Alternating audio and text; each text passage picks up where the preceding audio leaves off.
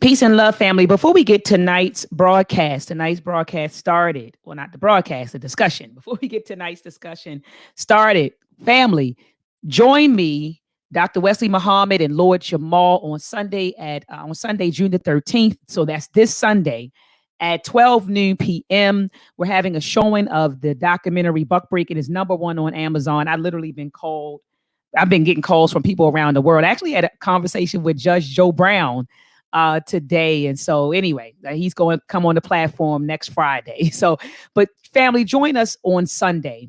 Okay. We're going to show the film.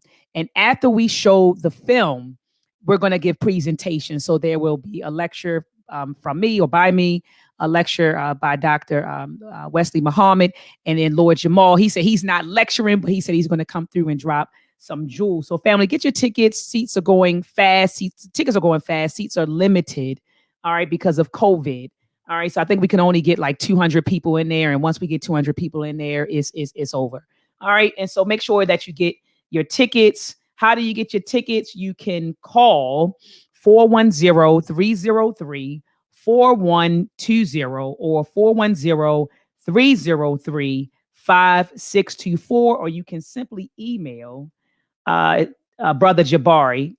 His email address is daddywytoto@gmail.com. All right, family. So let's rock and roll. I see a lot of you are in the building tonight, ready to hear from our good brother, Brother Garfield. Peace and Black power. Let's combat and fight back with maltracks. The war of the minds, they want control of the masses. And Common Core, they dumb us down in the classes. Without knowledge, we can't gain access. Build with the elders, take notes and write classics. We keep whining on the block, how it's gonna stop? Let's start supporting our own, make their supply drop. We buy stocks, then we buy blocks. Cause we know the truth and we tuned in to Dr.maat.msu. A baby for a whole day, a baby to me. Peace and love, family. Welcome to another Truth to Power Talk with your sister, Dr. Maat. Thank you for joining another powerful discussion. And tonight I have with me another powerful guest, but he is no stranger to the community. Brother Garfield Reid, how are you doing tonight, King? I'm doing good, sis. I'm doing good. I love your song, by the way. You got me jamming in here. Look, I saw you in the back doing this. Shout out to Brother Ramsey Muhammad and his wife Paula Muhammad. They created the Truth to Power theme song. And so I think it's fire myself. But thank you so much, Brother Garfield, for coming on the platform. I know you're a very busy person. You're doing all sorts of stuff. You have your own platform that you run. And every time I'm on the Dagger Squad, I see the people come out. You know, you're building a beautiful platform. You're staying on these people. You're staying on the pseudos' necks. You're staying on their necks. And in fact, you're coming out with your book, I think, next week. Next week Friday. It's dropping live. I'm gonna be on a couple of people's channels, but definitely next week Friday, I'm gonna offer it first through my website, then like a week later through Amazon.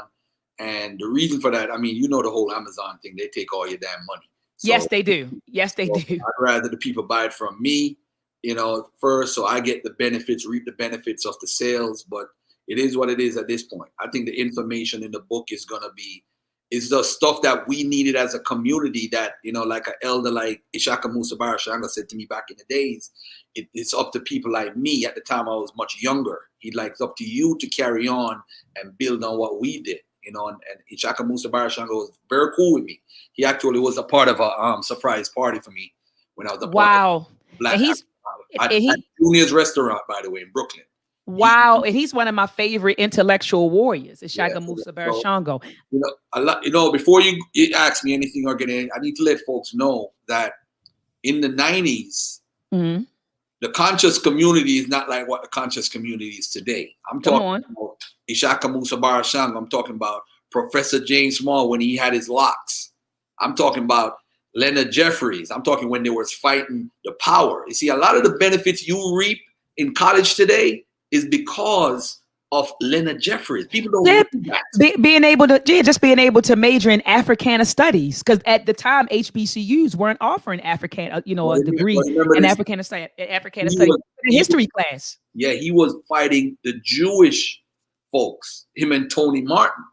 A lot of people don't forget that you couldn't say certain things because the Jews not to disparage them, but they would fund a lot of these departments. They would be in control in CUNY. Like, I had a video of Dr. Khalid Abdul Muhammad when I was at LaGuardia, and they kicked me out of college. And the Nation of Islam came and defended me. But the point of the matter is, the Jewish community put me on the ADL list. And when they put me on the ADL list, they took money out of the school. They had to send 2 of these, what we would call token Negroes, to go speak to like, you know, build a relationship back with the Jews. So the conscious community, that was my beginning in the conscious community when I got kicked out of college. And then I started going to the slave theater. Then I joined the Black African Holocaust Council. Now, the Black African Holocaust Council used to have a lecture series. That's why I know so much shit that I know. People always wonder why I know so much shit.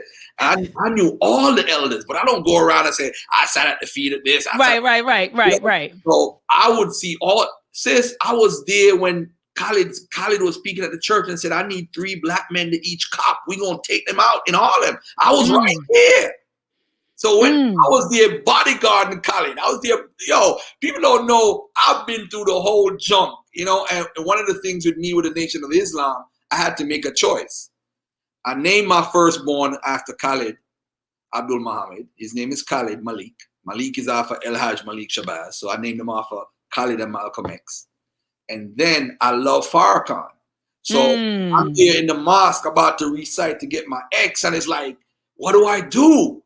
But it worked out the best for me because they made me so busy having me work over here, over there. I didn't even have a chance to get my ex until I like outgrew all of that stuff and, you know, went my own way or whatever. But I'm still absolutely with folks in the mosque and still friend. My best friend is still in the Nation of Islam. So, you know, it's part of my history. But let's get down to this, man. But Brother Garfield, I'm glad that you shared that history. That's history about you that I didn't know, brother. So I thank you for just sharing that information with me. I had no idea. See, you never know who you talking to. You know, you never know who you talking to. And that's why you got to be careful what you say and do to folks. Family, right now, take a moment out to thumb up this video. You know how the YouTube algorithm works. The more you engage with the video, the more it shows up in your feed. So take a moment out, thumb up this video. Also, share this video. Sharing is caring. Tonight, Brother Garfield Reid is going to be dropping a lot of powerful information. And they're coming through. We 70,000 strong right now, family. We 70,000 strong. So come on. Family, share this. You know what?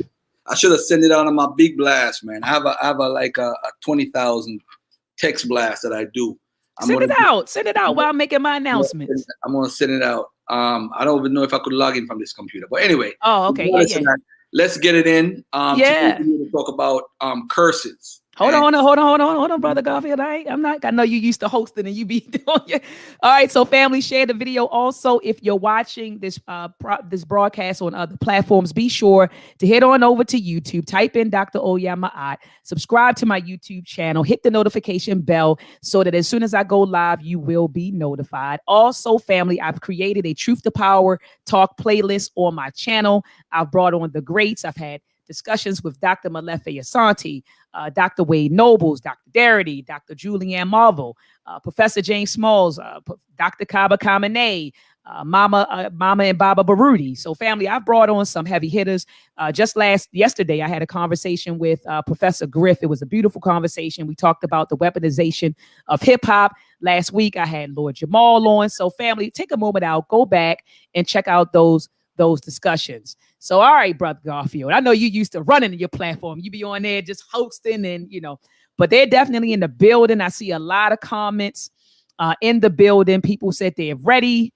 They said Dagger Squad up. They said we're in the building. So your people are definitely here. So I appreciate you all coming out tonight to hear this discussion. And so the topic tonight, or the question tonight, is, are Black people cursed? Now, Brother Jabari, let me tell you what happened. A girlfriend of mine called me up about 2 weeks ago, and she told me she was having a conversation with a sister on her job. And she said they were talking about Black issues. And the sister told her, and the sister was serious too, brother Garfield. She said, well, sister, the reason why we're going through what we're going through is because we're cursed. So my friend, she said, where are you getting this from? And the sister said, well, I read the Bible. And I read in Deuteronomy, that a bunch of curses would come on us because, of course, now she's under the assumption that we are the Israelites that they're talking about in the Bible. And so She said she read Deuteronomy chapter 28 in verse 68 to prove that we are the Israelites. She used that, but she was saying that that is why she believed that Black people are suffering all over the planet right now, all over the globe, because we disobeyed God's laws. And I know that and my friend shared that conversation with me, and we talked about it. But what I shared with my friend is that people really believe this, because you have people like the Hebrew Israelites who are downtown, they're standing on corners, they're on the internet, they're everywhere in New York, and they're constantly feeding our people this stuff, saying that we're cursed because we haven't obeyed God's laws. So I ask you, Brother Garfield, is this true? Are we cursed according to Deuteronomy chapter 28? You know, it's one of the biggest factors in the fight. There's a fight going on right now within our community. It's a theological fight versus science. And what happened is, when you came in the community, when Asari Motep, Jonathan, and Ngozi, Ujao, you guys stress methodology, right? You guys have done college courses. You guys have some of you guys have taught college courses. And what happened is, the average Joe has never taken a class. They've never been to college. They've never they don't have a degree in anything. They don't know how a methodology works, nothing. So to have a conversation with them, I am hoping my book, Dr. Maat, encourages a dialogue with the believers from the theological side, with the other, I'm gonna call us the others, with the scientific approach. Because what happened is, they look at us as others. Yes. You're a believer. You are in Islam. I forgot what the term the Muslim you know, they put a curse on you in Islam too. So at the end of the day, you have two sides who are warring, and they both want to be right. The other side, which is us, we don't have to be right. We just follow a methodology to try to reach to the strongest probability possible of what might have happened. The Bible believer don't do that. They just need a book, and the book says it, and that's it. Come on, talk about it. So the dialogue has to be a point where you're going to look at this person and say, your God did this, and your God, if you are going to say your God did this, then the argument might not even be worth even having. But if it's somebody that is willing to have a dialogue, a proper dialogue, without we downing them and saying your belief is stupid and da-da-da-da, it's not that type of conversation. It has to be a conversation where we look at the facts and everything. What I did, I'm going to tell you what I did with my book. The chapter is called Deuteronomy 28 and the Transatlantic Slave Trade. What I did is I pointed out why the slave trade happened. No one has ever taught me. I mean, I tell you, I watch lectures, but no one has really told us why the slave trade happened. If you think about it, we know why it happened, but nobody has put in a book step by step by step. And you know what I did? I wrote down how every trade route went. I wrote about the Hanseatic League. The Hanseatic League, for those who don't know, and how it relates to you right now, me and Dr. Maat sitting right here, because the Hanseatic League is the league that was in Northern Europe, where those people was making money. And what happened is, once Islam with the Ottoman Empire start cutting off the routes for those white folks, that's when they said, hey, we need to find another way to make money fast. And that's when the Portuguese and the exploration start happening. But that's not the reason why the slave trade happened yet. The slave trade happened because we were taken from Africa and taken to the Atlantic Islands. The Atlantic Islands are like Azores and Cape Verde and Sao Tome, and we was on there. But when they say Deuteronomy 28, do they apply to those black men that went over there? Because they were the first ever taken. People forget about it. And what you're talking about is those islands that are over to the west of Africa and south of Portugal. I know exactly what you're talking about. So those islands like Azores and the Guinea Islands and Cape Verde and Sao Tome and all those islands, that's where the sugar was produced first. Absolutely. Madeira, the Madeira Islands. Right. So the sugar, so ladies and gentlemen, sugar is the real reason why the slave trade happened. Because sugar made molasses that made rum that produced so much money for the Spanish Empire. When they found other areas, the Portuguese found other areas like Brazil. This is why most people were taken to Brazil first. So you're making the sugar first, but that's the reason why it happened. Like so, you said, sugar in the need for labor. Sugar in the need for labor. I just wanted to insert that. Right. So now, ladies and gentlemen, the sugar, making the molasses, making the rum, and they trading and doing all what they do with the rum and everything. But the key here is you got to tell the Bible believer why it happened. That's why the slave trade happened. It wasn't a curse. It wasn't a curse. Like you said, it was sugar in the need for labor. So if that's the reason why it happened, let's go now and find out why this curse argument is in play. The curse argument is in play because we as Africans are descendants of slaves, whether you land in Jamaica or whatever, because most of the slaves that came over here in the 1700s came through Jamaica and Barbados anyway. So I don't really get into who is who and what is what. But let me just say this. The slaves that are in America and all over had a lot to do with sugar originally on these plantations. That's a fact. Now, ladies and gentlemen, in all honesty, I found Judaism in everywhere sugar was. That's a key to the argument. The Jewish folks are the merchants. They like to put this in the book, merchants, slave traders. That's what they were. Because the Jews played a lot of role in the slave trade, merchant, money. They've been doing help with the trans-Saharan trade, even before that. Teach.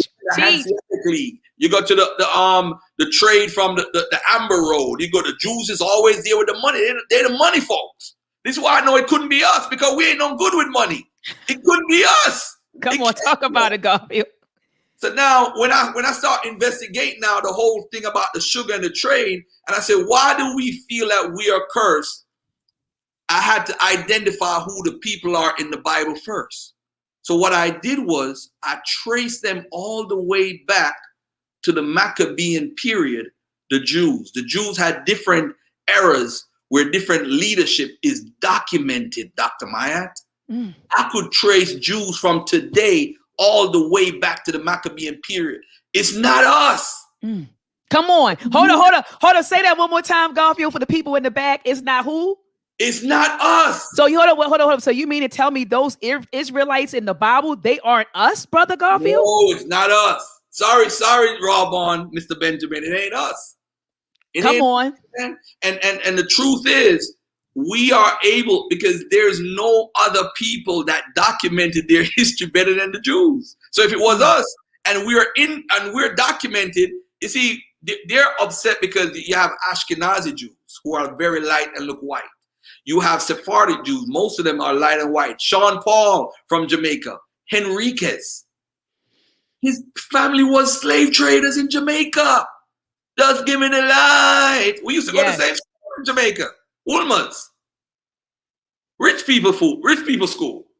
And all them boys in sixth grade, sixth form, wearing white shirt, and was light skinned and looked whiter than any white person, and they're Jamaican.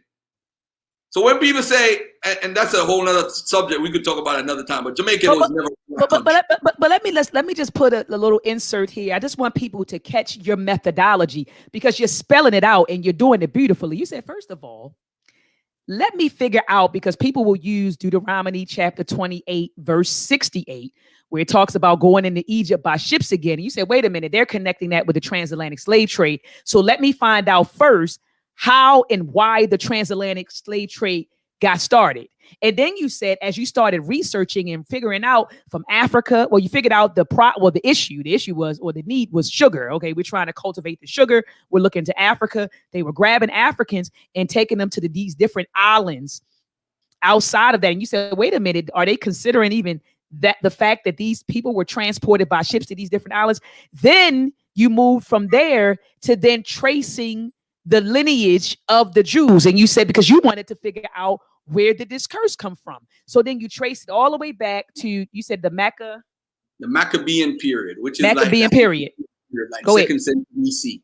Beautiful So, methodology. Beautiful. One thing I left out that you wouldn't have caught anyway, if you had my book, you see one thing I left out is while they were trading folks to the small islands, to the Atlantic Ocean islands, there was another trade going on in Africa. The East Africa, there was the Indian Ocean trade. The same time period. The Indian Ocean trade is possibly where a lot of black folks who are Africans in East Africa, like from Somalia and all those areas, were taken to China, towards China and all those different areas. So that trade started almost the same time as the transatlantic trade. Wow. Okay. Trade now, so the 400 years could also apply to them. They are strangers in a strange land, right, Rob? On 400 years. Genesis 15 verses 13 to 15. So it could be, and by the way, what's his name said that years ago and nobody took him serious, Ali Muhammad. I mean, we got our issues, but he was right. That the 400 years could apply to them too. And I got a couple more people, but the whole thing is I had to figure out who are these people who are Jews or are spreading around. What we find them in Africa. Edith Bruder's book came out 2008. She documents how there was a community in what's called Tamentit, or in Algeria. It was a place they would dock where we trade from Morocco, Sijil Masia, and the Jews would trade, have the caravaneers, and they would be the guys that funding it, of course, the money part. You got to follow the money. You always got to follow the money. If it was us, so you're saying that we are enslaving ourselves to sell ourselves to America. Well, hey, that's another point. But anyway, so now we find these caravaneers going to Taout. Taout get destroyed because the Muslims make a edict, say, hey, we need to kill off all these damn Jews, man. Destroy the synagogue, kill all of them. So those people, some of them probably escaped or whatever. And this is in the 1400s AD, right? But before that, those people were trading, and we could document them again because you have something called the Majorcan Jews, who are from one of the islands, one of those little islands again, those Balearic Islands, where those Jews, the Catalan Jews, they had the Catalan Atlas, and that would document where all the communities of the Jews are. So this is why when a lot of these Africans today are saying that they're Jews, yes, they do. We know who can really make a claim because we know where the Jews were in Africa because they documented where they were. We know exactly where they were. So if we know where they are, and somebody say, yo, I grew up, they have a little black Judaism thing going, we know why, because of course the Jewish traders were there. Shout out to Asari Motep, by the way, in the building. Yes, yeah. I see him. Well, so if we look at King Simon. We used to roll together with NOI back in the days. Me and King Simon. People don't know that. Peace to you, brother King Simon. So now, ladies and gentlemen, if we know where they were and where they traded, we know where the Jews are, what they're doing. These people are making money. They're making money moves. So when the Sephardic Jews come in, they now have a network already. So you have the Lawanga Jews that the people are trying to hang on to nowadays. You got the people in Senegambia. You got the Jews we're in Taout. You have them in Timbuktu. They're trading from Mali, Timbuktu to Morocco. They have the trade route. They got the thing going on. Now, if people along those people converted, a lot of people could have converted. Ain't no doubt about that. But people got to remember the key to understanding the Jews and everything is the type of Judaism that they follow. Do they follow a rabbinical Judaism? Rabbinical Judaism is about following the oral Torah. And this is from like 2nd century AD. Now, if these people in Africa are following a form of rabbinical Judaism, you know that they're converts. You know that. And you could tell that every synagogue that was built in the Caribbean, in America, in Scotland, England, all of these Sephardic Jews followed Orthodox Judaism, which is rabbinical Judaism. And to show you that blacks was looked at differently, because you know they call the Jews black in certain instances, but they call them black as a way to put a shine, a light on them. Even if they're light skinned and look white, they'll call them black just to let us look at them in a different light. That's a whole other conversation for another time. But the Jews were called black. Some of them were dark skinned because remember, they slept with African women in Senegambia and had the Luso Africans who were the go-between the slaves and the slave traders. So we know this. This is documented. So those people have children, and some of their children even came over to the West. But guess what? They sometimes hitched a ride because Jews were never slaves. They hitched a ride on the ship. Yo, Aaron, your ship going to New York or Rhode Island? Let me get a ride because let me go.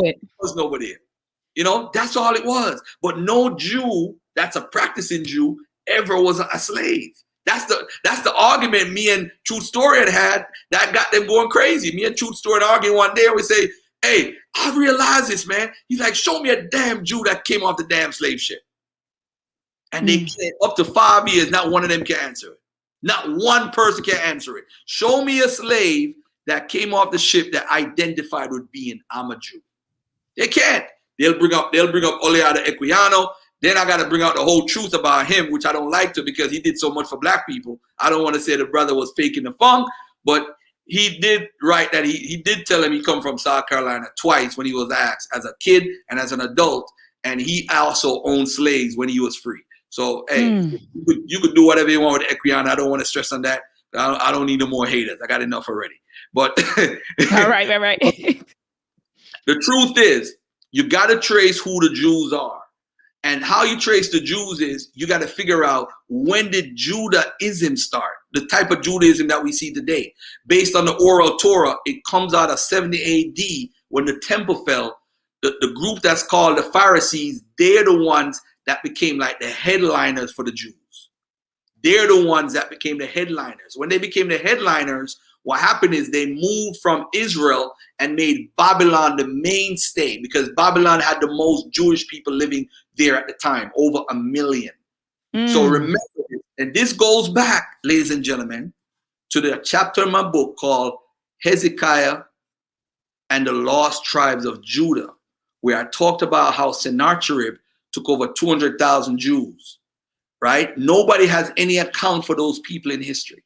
I call it, I made this up on my own. I need no scholar to tell me this. I decided, I read this and I made this up. So anybody want to say, where'd that come from? Trust me, I made it up. But the fact is, it's in the Bible and it's in the records. It's in the Sennacherib's prison. He talks about taking 200,000 people, and 2 Kings 18:13 tells you he took all the city, the people in the city, the 45 cities. So he agreed. Archaeology and the Bible actually agreed. So now those people are lost. I call them lost because we don't know where they went. We don't know where they are. Obviously, they probably were put in the army because that's all they used to do is take people from one culture and make them a part of their army or make them a part of their empire and make them defend them or whatever they're good at. They would put them in that era to build up their empire. So we know that's more than likely what they did. So then after that, Nebuchadnezzar comes and take people from Judah, again, offer them income producing land. In the Bible, they say, oh, they were slaves or whatever. That's not true. The fact of the matter is the people was in there in the land. And as a matter of fact, I got a book, I call it the Red Book. Cornelia Wunsch was one of the writers. I interviewed her during Black History Month. And what happened is you found out that the Jews in Babylon actually owned slaves. There was senators and congressmen. Now, when you say they own slaves, you're talking about African captives. You talking about African folks, or I don't know if I would call it African captives in Babylon.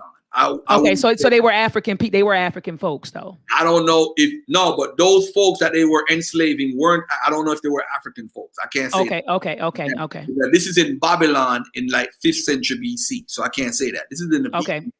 This is a BC time. But we do find documents called the Marasha Archives, which carries on from what the Tel Yehuda tablets do. They're like 200 tablets, and they basically tell you about the everyday life of the Jews.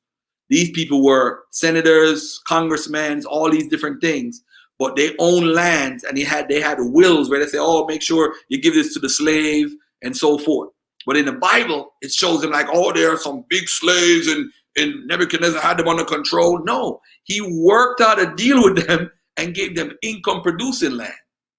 Imagine us coming off the slave ship, Dr. Maat, and the government here said, hey, I'm gonna give you an income. They ain't give us shit.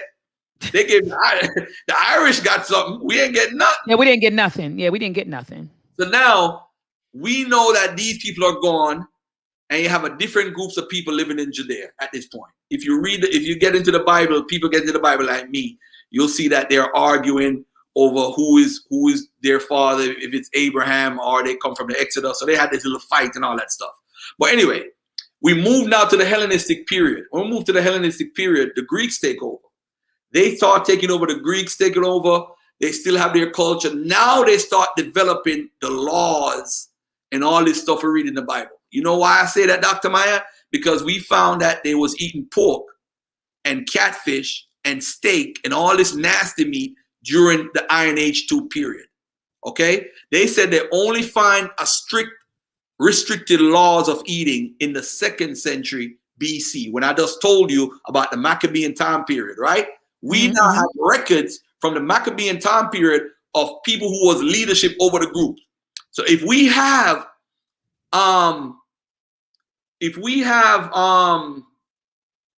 in our community now, right? Let's say, for example, you have the Amara squad, you have the Dagger squad. We say, okay, Dr. Maat and Unc is in charge of the Amara squad.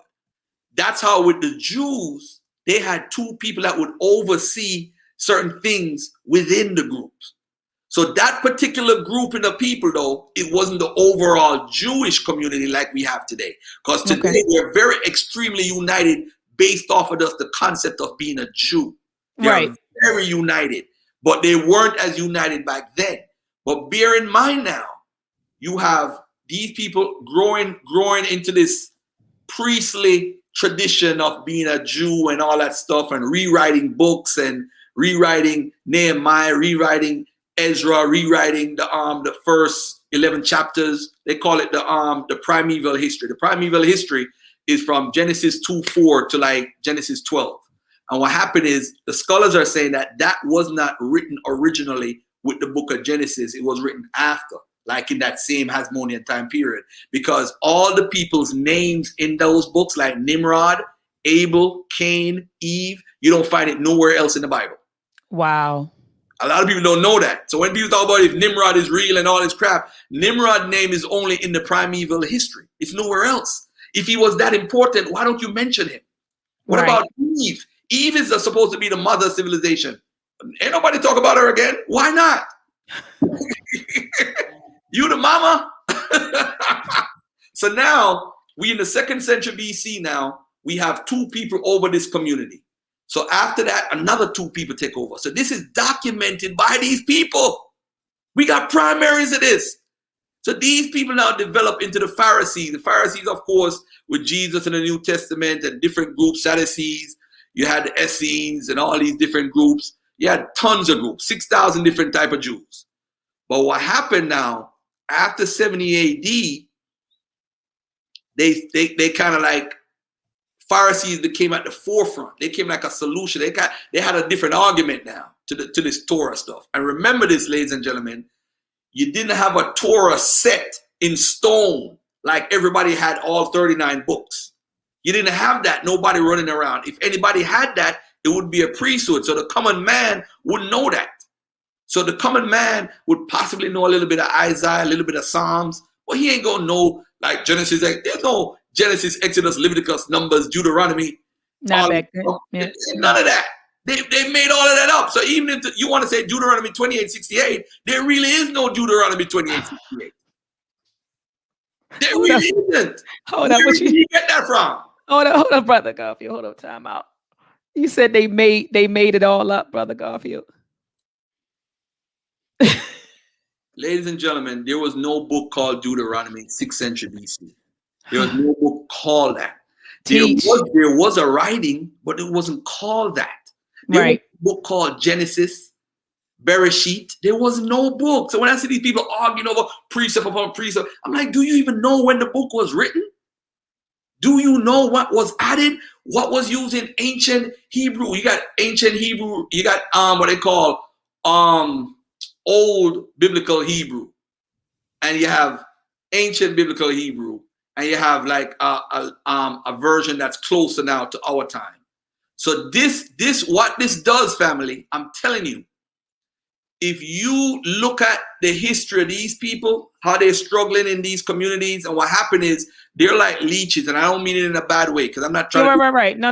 You're not. Yeah, you're not yet. But what they did was after 70 AD. Remember when the temple fell, a lot of them got killed off. A lot of them got captured. We are taught in the Hebrew Israelite community that at 70 AD. They got taken into West Africa, 1 million of them. And they quote Rudolph Windsor. Rudolph Windsor, I quoted in my book. And that quote, as I said in the book, when you're trying to have a methodology, and this is what I said almost verbatim, it's hard to figure something out when the source that you're trying to investigate doesn't even have there's no source to it. So in other words, Rudolph Windsor made that up. He made that up. And you now repeating it 30 years, 40 years later, continuously, like it's, Rudolph Windsor put it in a book, so it must be real. It must be true. Right. It puts us in a bind now when we debate these people. Because remember, I've been doing this for 9 years on Facebook. 9 years, since 2012. And the book comes out of all of these debating and all these things, whatever I learned in school. Because, I'm sitting down 2012, and I'm watching Sarnetta, and I saw Polite beating up the Hebrew guy, and I'm like, yo, this is easy work. What's this? I could do this. What's this? So that's how I started going on Facebook and all that stuff. But so now we're at the 2nd century BC. We're at 70 AD. The war with the Romans. Out of that comes a whole different set of the Pharisaic, the rabbinical people start teaching all this stuff. The rabbinical folks. I asked Captain Tazaret the other day, I said, "Was the Pharisees black? Would you say that's you?" He said, yes. I said, but when I asked him about the Talmud, he runs from the Talmud. It's the white people, but it's the same Pharisees. That's who the rabbinical Jews are. It's them. They grew up into being the people who everybody looked up to for definition as far as the Bible and all that stuff. Because remember, they never believed Jesus was the Christ. The Pharisees. He failed. Remember, he failed. So now that he failed and he never came back because they thought he was about to come back. So that was the issue. So now, ladies and gentlemen, we in the 2nd century now, and you have a guy by the name of Rabbi Hanasi. Rabbi Hanasi now builds a temple up. This is a synagogue. Because remember, they just destroyed the whole temple that the people, the 2nd temple period or whatever they have, and they destroyed the temple between 68 and 72 AD, the Romans, right? So now, these people have what's called the oral Torah. The oral Torah, they now go to Babylon, and what they do is they have somebody called the Resh Gulasha or Resh Gulata. He is considered, listen to this, Dr. Maat, because I know you never heard this before. Never. He's considered the lineage of Jeconiah, who is the lineage of David. So he's now in charge of all the Jews in Babylon and centrally around the world. He's called the Resh Gelusha or Resh Gulata. And he is the guy who's called the Exilarchate. The Exilarchate, Dr. Maat, listen to this now. We have on record the Exilarchate up until the 1500s.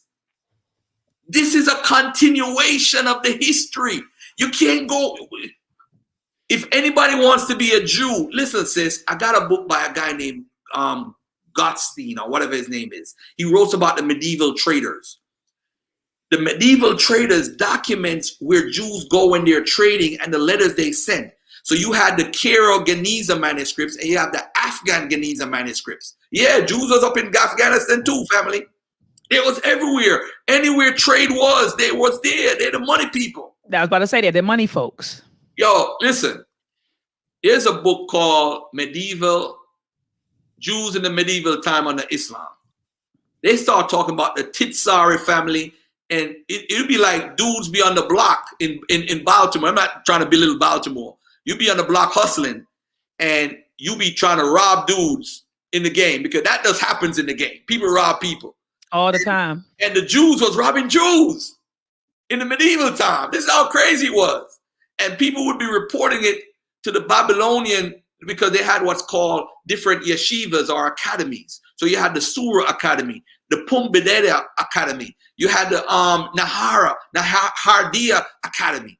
All these academies that they had where they learn from, where they tell you how to be a Jew and all this stuff, and they teach about the Torah and all that stuff. So they had, the main one was in Fustat, Egypt. You had it in Babylon. You had one, I think, in Syria, and one in Jerusalem. Then eventually they had one in Spain. But ladies and gentlemen, there's why I'm telling you this, and it's not off topic, is to tell you there's continuity of these people. Right. So basically, so what you're saying, so what you're saying is we don't have to guess whether we're Jews. This whole argument, to me, it just sounds like this whole argument is what I'm talking when I say the whole argument, whether we're Jews or not Jews. You're basically saying is bullshit, because the Jews can trace their lineage all the way back, and it seems like that's what you're doing, and you're talking about the different activities that they were involved in and where they were, all over the world.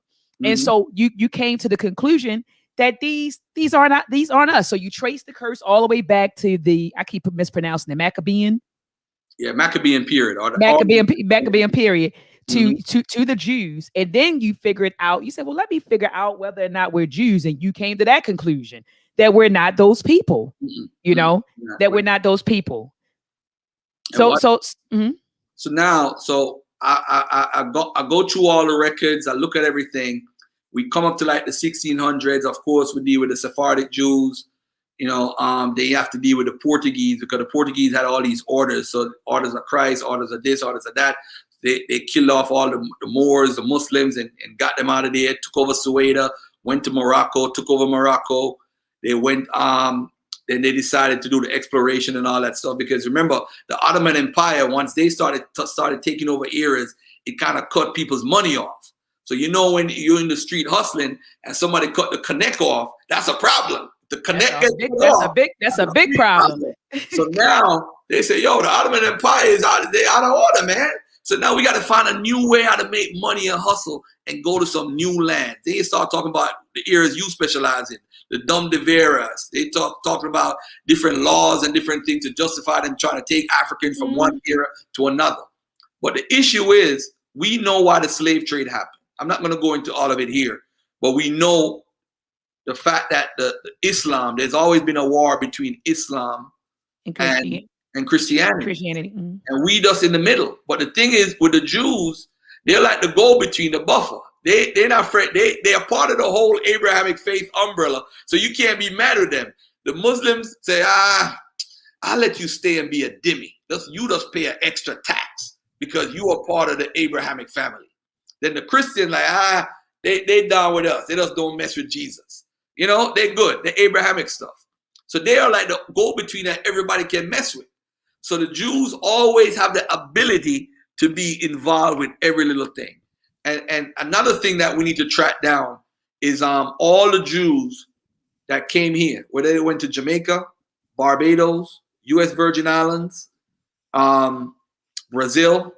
What I did was I documented all the major synagogues that were built during slavery.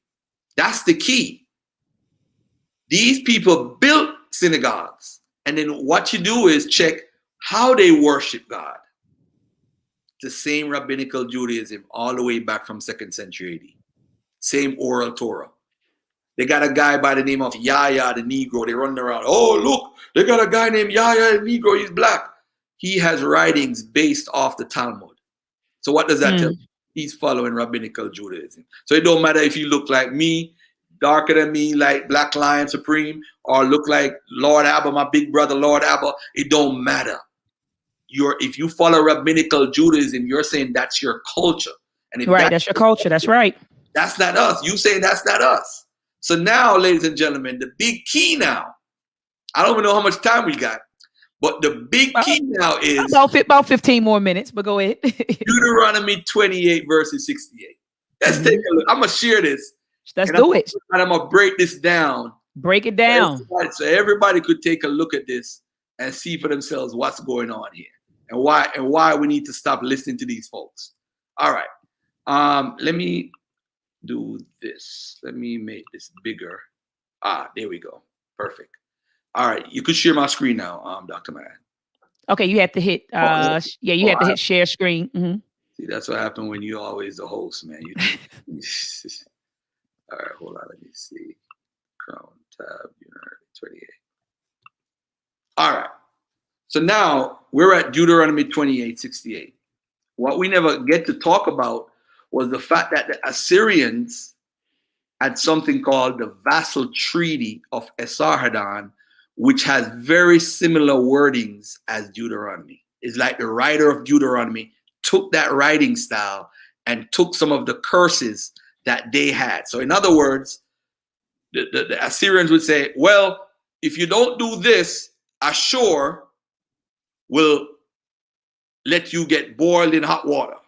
The Bible will say, if you don't do this, Yahweh will make you boil in hot water. They'll switch the words. So that's actually in my book. I don't really spend a lot of time on it because, it's a lot of controversy with it. But the person who wrote Deuteronomy must have read the Vassal Treaty of the Esarhaddon. Must have, because he took a lot from it. But what I wanted to do is this. I wanted to do something different. Deuteronomy 28 has blessings and curses. One of the curses is, the Lord shall bring thee and thy king, which thou shalt set over thee, unto a nation which neither thou nor thy fathers have known, and there shalt thou serve other gods, wood and stone. Now you ask yourself this, who is it that the Israelites brought here in North America? And who was the Israelite king that came to North America or to the Caribbean or anywhere? We don't know about that. So what is this verse talking about? This verse is actually talking about the king Hoshea, who was taken to the shores of the Mesopotamian rivers or whatever. But they don't read this verse because they don't have an answer to this, Dr. Maat. There's no answer for this. All right, so let me scroll down a little bit more. Let me see right here. Let's go to verse 40. What is it? 48. This is one that they like to use. Therefore shalt thou serve thine enemies, which the Lord shall send against thee, in hunger and in thirst and in nakedness and in want of all things, and he shall put a yoke of iron upon thy neck until he has destroyed thee. So when you go to ISUP Caring in One West Believer, they'll have a chart and they'll iron around the neck. But they don't tell people that if they go to Jeremiah 28:14 or Jeremiah 28:13, it talks about the yoke of iron around the neck. And it's actually in context again of the same time period around 6th century BC, around that time period where it's applied to what Jeremiah was actually writing. So Jeremiah actually wrote off the yoke of iron. But of course, they're going to show that picture and say, hey, you see, it's us. Well, hey, who am I? Teach, right. Garfield, teach. Let's look at verse 52. I just pulled this out in Raw Born a while ago. And he shall besiege thee in all thy gates until thy height and fence walls come down, wherein thou trustest throughout all thy land, and he shall besiege thee in all thy gates throughout all thy land, which the Lord thy God has given thee. Now, how does this apply to us in North America? We don't have no land here. This is not our land. It says throughout all thy land. Thy is possessive. Right, yours. Yes. That's right. It's possessive. So, ladies and gentlemen, the only land that God gave, see, which the Lord thy God hath given thee, was where? Israel. So again, it couldn't be North America. Now, let's go to the most important verse that everybody likes to talk about. Verse 68. Ah, boy. So you know what? This is easy work right here, Garfield. Like you said, just using a little bit of history Yeah. and some logic. This is Yeah. easy work. Go ahead, Brother Garfield. And the Lord shall bring thee into Egypt. First thing, the Lord shall bring thee into Egypt. Into can't be bondage. You can't bring. All right, watch this. Look, Garfield. I know you're getting ready to explain, but Asar is so simple. He put Reid. You know how the Hebrew Israelites when they out there, they say Reid, and they say and thou shalt, and they start. I ain't All fooling right. with Asar. Go ahead, Brother Garfield. All right. So now, again with ships. Now watch this. It says, by the way whereof I spake unto thee, thou shalt see no more again. Referring to Deuteronomy 17, verse 16, or Deuteronomy 16, verse 17, one of them. But watch this. This is the key words right here. And there, you see, there, ladies and gentlemen, there is referred, not Their, There, to place. This is why the Egypt cannot mean bondage, my young black brothers and sisters. Because when it says thee into Egypt and then goes back with a semicolon here and says, and there ye shall be sold. That means the place you went to, you shall be sold unto your enemies for bondmen and bondwomen. But before I get to that, the there ye shall be sold has to be a literal place. It can't be bondage. But watch this now. It says you're going to be sold unto your enemies for bondmen and bondwomen. And guess what, Dr. Maya? And no man shall buy you. What? And we were bought. We were bought. We were bought. We were bought. What? Right. Right. So, I mean, I could go so much deeper into this with the Hebrew and all that stuff. But what I'll say to all my brothers and sisters is that, listen, when it says that no man shall buy you, they say, oh, it goes back to Leviticus when it says, no, we're talking about this verse right here. You see, the context had my head bustle. So in writing the book, I couldn't just do and give you everything that I just give you. I had to actually find something that refers to them going back as ships. And what I did, I found out that the Assyrians had multiple ports on Egyptian shores. Multiple. And what happened is I found the area in Israel where they would march people to put them on ships. Yes. So in reference, shall bring thee back to Egypt again with ships. It's a lot of metaphorical stuff going on within the Assyrian text. But we do have records of kings of Assyria taking Israelites back to Egypt on ships. And next week, Friday, when you buy my book, if you're one of the people that pre-ordered my book, that's actually in there. It's not in the regular version. It's only in the pre-ordered version. I had to give them a little extra stuff, the people that pre-ordered. No. You should, and you should have. But let me just ask you one last final question, Brother Garfield. And you went in tonight. I thank you for it. Everyone enjoyed it. They were in the chat going crazy, like, teach, Brother Garfield, you teach facts, so they enjoyed the dialogue. And family, don't just come here and enjoy the dialogue. Support the brother when his book comes out. Please go and buy it. What's the website we can get it from, Brother Garfield? www.brothergarfield.com. Next Friday, everything's going to be up and running. And I mean, you could go on the website right now, but definitely go on the website. Yeah, let me check this out. You said www.brothergarfield.com. Brother Garfield.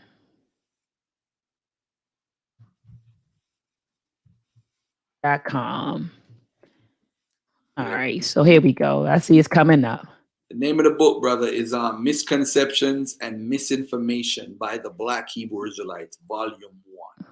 I was just talking about suspended page. Hold on. I don't know. Something going on with my internet. Hold on. Let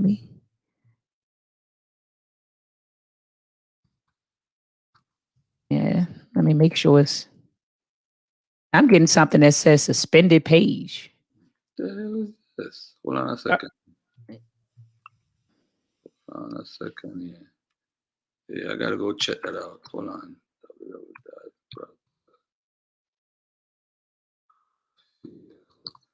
Oh, here it is. Here it is. Well, yes, it's not coming up. Yep. I see it. Like when you type in brothergarfield.com in the Google search engine, it comes up like it's there. It says misconceptions and misinformation of the Hebrew Israelites.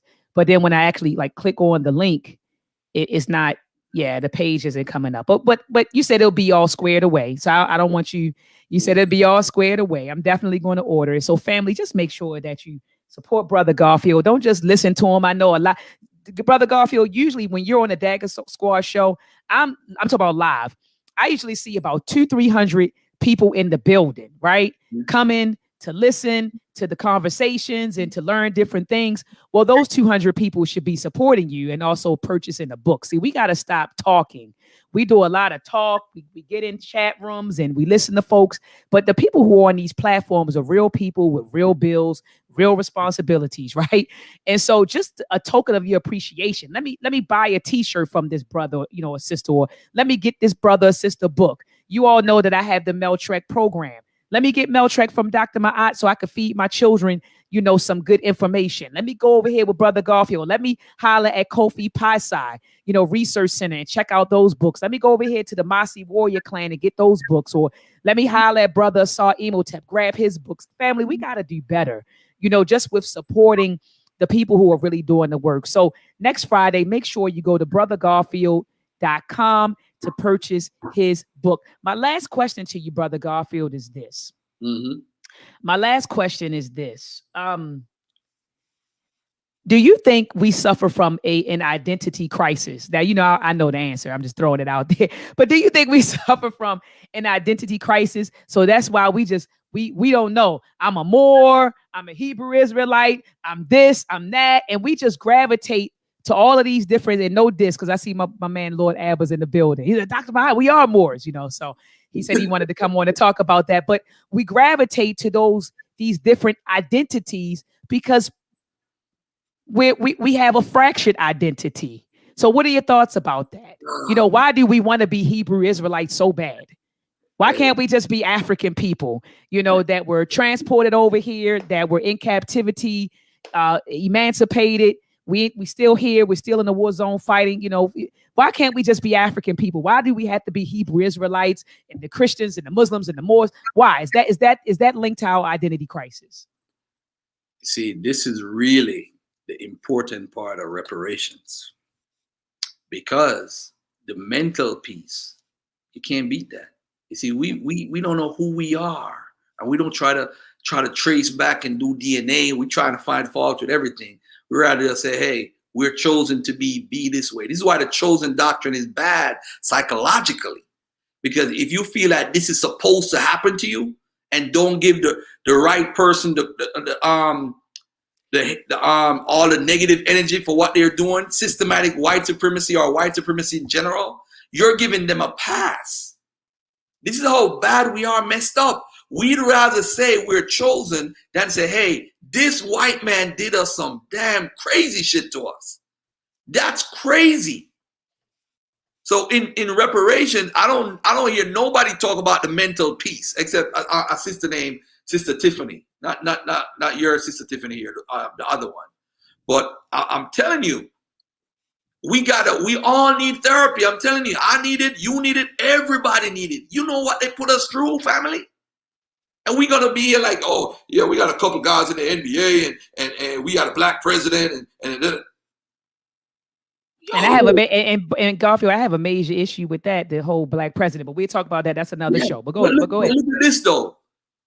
The condition that we're in, when you look at even the economics, the home ownership percentage is the same it was 50 years ago. That's crazy. Black people, the reason why I am coming at these doctrines is because of the self-hatred that it produces. That's say that one more time, Brother Garfield. The self-hatred it produces. I would come to America, and in the 90s, all I would hear is the woman in the corner being called bitches and hoes, and I'm there at the slave tailor saying, yo, look at we here trying to build knowledge. These dudes out here calling these black women bitches because they have a long earring, a bamboo earring in their ears. Look at that bitch. Look at it. I mean, now they're trying to clean it up and trying to be more presentable now. But back there was horrible, man. And then on top of it, you have somebody who has an organization. You make a false prophecy about the year 2000. Ain't nobody kill him. You don't believe what you believe, because if he's a false prophet saying that 2,000 years over, you're supposed to kill the prophet if he's fake. I ain't seen nobody kill no false prophet in the Hebrew Israelite community. They don't believe what they believe. They're fronting. That dude who made the false prophecy, he should have been killed according to the Bible. He should have been killed. Nobody ain't gonna kill him because you really don't believe. You really don't believe it. It's all about, oh, you know, I got a couple of people to hang out with and I'm good. That's all it is. So a social thing, a social club. Yeah. A social club. In the book, I talk about where do we go from here. I talk about there need to be a Black Hebrew Israelite union where you could think about starting a credit union, or you could start a union where you could have your own judge panel for people in the community, buy land, go move to the land. And if you think your God is real and everything, why don't y'all buy abandoned town and go live over there? God gonna protect you. Go over there. Go over there. They don't believe it. You see, it's all about, you see, and I blame Farrakhan. I blame Farrakhan for this. I'm gonna tell you why. Malcolm X. They saw the greatness of how Elijah Muhammad built up these two men, and it's through the Bible. Every one of these guys that teach the Bible wants to be like Malcolm X or Farrakhan. Every one of them, even the preachers. I'm telling you, they see the popularity that they bring out of the people and use the Bible and say, hey, boom, I want to be like them. So I'm not blaming them in a negative light. I'm using no. It doesn't seem like you. Yeah. It doesn't seem like you are. You know, but I'm just saying, they saw what they did with the Bible and they tried to say, hey, I'm gonna be the next one. General Yohana is this and that. This one is this is that. These guys are regular guys like me and you. They go to the bathroom just like me and you. But these dudes, you see, what happened is when people are fake, it's hard to come out of a cult. It's hard. It's hard. The Nation of Islam, technically, I never really left. I had to stop going. It's hard to get out of these cults when you got your friends involved, your family involved, all your peoples. Yo, we was like a brotherhood. I mean, I never had my ex, but it was like we was peoples. I know they had my back. I had their back. It's a brotherhood. So that's what you can build out of it that's positive, a brotherhood. Form a union, form a credit union, merge. You look, there's a brother right now selling products who's an Hebrew Israelite. If you got over 3,000 members in your group, you don't need to advertise your product. They all should be supporting you if it's a brotherhood. But if you don't understand basic brotherhood, that means your organization ain't nothing. You got 3,000 people and you selling a product. If I got 3,000 people in Dagger Squad, I won't even do a live stream. I wouldn't even do no live stream. It don't make no sense. All I've been doing is building a brotherhood and telling them how to build income and build money and build your credit and build whatever, buy farmland and do different things and build. Because a lot of people don't do nothing outside of this YouTube world. They come on. Just YouTube and that's it. They don't understand. But the work is outside. There's a world outside of YouTube. If you shut YouTube off, that's it. They go crazy. They might have a heart attack. Yeah, it's crazy. Well, Brother Garfield, I just wanted to say thank you again, for coming on the platform. I'm looking forward to your book. You and I were talking. I'm trying to negotiate something with you. I said I need to get at least. All right, yeah. I'm trying to get get at least like 20 of them joints. From you. So that's what's up. That's what's up. So let me drop a bomb for you, Brother Garfield.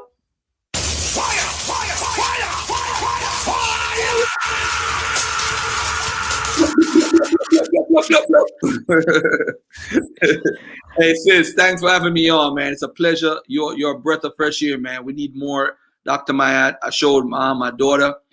My daughter said she wanted to go to the University of Maryland, but for some reason said she don't like it. So I said, see, you could have gone down to Dr. Maat's side, over that side. Yeah, because she's doing engineering, right? Is she doing engineering?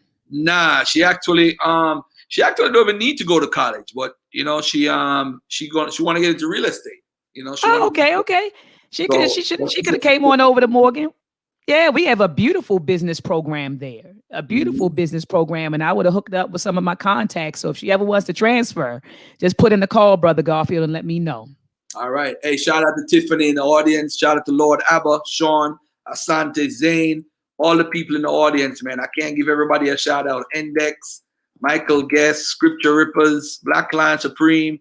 Listen, man, we gonna get this done. 2020. Listen, family, and we might do an England tour, Dr. Maat. We might need you on that tour, man. I'm on it. Just let me know. I'm there. Just let me know. Ngozi, you. Oh man. Let me know. I'm there. Oh man, that would be fire. Yo, we invade England. We gonna get the most. That gonna be the most views ever in the history of the game. Trust me. Yeah. They've been waiting for us for the longest, man. Hey, listen, I gotta leave with this one little point real quick. Give me 30 seconds. When anyone says that they're a Jew or an Israelite, you gotta ask them from a theological point of view. You are saying that you are related to Jacob, right? From a historical and archaeological point of view, we don't think Jews come from Jacob or Isaac or Abraham. We're saying that these people are indigenous Canaanites who separated themselves from the Canaanites of the land and started living in the highlands. When they started living in the highlands, the Shasu of Yahweh, they brought Yahweh to them. The Edomites, who they say is the white man, the Edomites brought Yahweh to them, and they started worshiping Yahweh like around the 9th century, around that time period. But the point is, these are indigenous Canaanites who wrote a story saying they're not Canaanites. To try to it's crazy. It's yo, I'm telling you, man. Listen, I'm gonna be debating anybody and everybody. So at the end of the day, hey, it's gonna be bloody. It is what it is at this point. Hey. It is what it is. It is what it is. It is. Look, speaking of debate, tomorrow, family, join me back here. I have Brother Asar, Imhotep, and Lord Abbott in the building. Lord Abbott's bringing his crew. I asked Brother Asar, well, it was supposed to be Lord Abbott and his crew. And I wanted to get Brother Omawali Africa and Brother Asar. But Brother Omawali Africa said he's not going to do it. So we have Brother Asar and then Lord Abba. And Lord Abba said he's bringing some folks with him. I said, Brother Asar, are you sure? You want to be by yourself? And he said, bring it on. What is the topic? The topic is, can reparations be achieved without Pan-Africanism? You know, and so Lord Abbott and them, they're like, nah, you don't need no Pan-Africanism to give reparations. You know, and then Brother Asar, he's a, huge proponent for, of Pan-Africanism. And so we're going to be talking about that tomorrow. We've already had 2 previous conversations. So family, be sure to check them out. I had Lord Abbott on last week to get, to state his position and his support, his evidence. And then the week before I had Brother Omawali Africa on to talk about it. So family, I think that you should go back and watch those 2 discussions before you log on tomorrow, so you'll know what's going on. But all right, we out of here, Brother Garfield. Family, I'll see you tomorrow at 8 p.m. Eastern Standard Time. Peace and Black Power. Let's combat and fight back with maltracks. The war of the minds, they want control of the masses. And Common Core, they dumb us down in the classes. Without knowledge, we can't gain access. Build with the elders, take notes and write classes. We keep whining on the block, how it's gonna stop? Let's start supporting our own, make their supply drop. We buy stocks, then we buy blocks. Cause we know the truth and we tuned in to Dr. Maat.